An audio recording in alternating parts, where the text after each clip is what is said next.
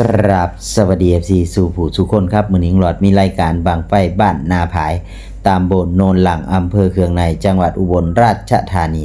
วันที่23พฤษภาคม2568ชิงเงินรางวัล 100,000 บาทนะครับผมรายการบังไฟมีดังต่อไปนี้นะครับบังที่1ผู้ใหญ่บ้านหมู่หานะครับผมบังที่2สิริมงคลบวกร่องนายกสั่งลุยนะครับบังที่3นครเมืองน้อยขนาดท6นะครับบังที่4สอไก่ลุงบวกกุ้งอันตรายนะครับบังที่5นะครับสอบุญพองนะครับบังที่6ปอประภาวินทัวนะครับบวกนุ่มเกาหลีนะครับบังที่7สอไพศาลบวกเมฆดำมวยไทยนะครับ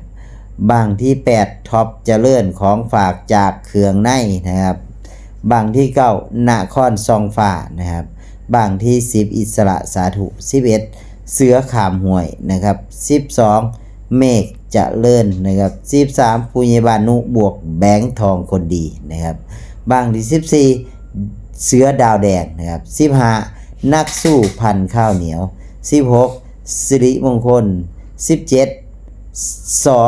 สวรรค์สร้างบวกอุทิชัยเบิกฟ้า18สมโอหวานนะครับผมสวรรค์ทางนี่ก็น่าสนนะครับตุลาการโดยลอดลำชีบวกอ้ายแท่นนะครับผมไอ้แท่นไอ้หลอดยูฮันนะครับปักโบ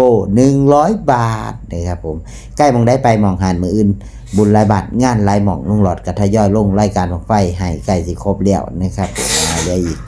กจากบาทเดียวนะครับผมแต่ว่าอีกบ้านนึงหลอดก็ลงไปก่อนลงตะหมู่ว่านนี่นะครับบ้านหน้าโซนะครับอันนี้นะครับมีความชอบส่วนตัวพี่น้องเหมือนเช่นเคยนะครับติ๊กสีเขียวๆเป็นความชอบส่วนตัวนะครับบอกไว้ก่อนเป็นความชอบส่วนตัวบ่ได้เกี่ยวข้ายไฟใดๆทั้งสิ้นบ่ได้รู้จักกันเป็นการส่วนตัวนะครับเห็นด้วยก็ตามเห็นต่างก็สวนนะครับหลอดมักสิริมงคลบวกรองนายกสั่งลุยจัดไปนะครับน่าจะหวานนะครับแล้วก็สอไพศาลบวกเมฆดำมวยไทยนะครับน่าจะหวานนะครับจัดไปนะครับบ้าง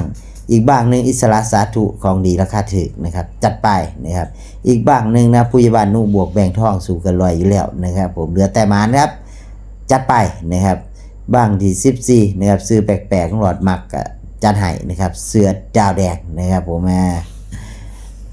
บอกตรงๆนะครับบางนี่หลอดกับบริหูจักดอกนะครับแขกซื้อมันแปลกๆดีเป็นตาพานนะครับเสือดาวแดงนะครับคอยโชคให้มานคอยหวานเจี๊ยบๆนะครับผม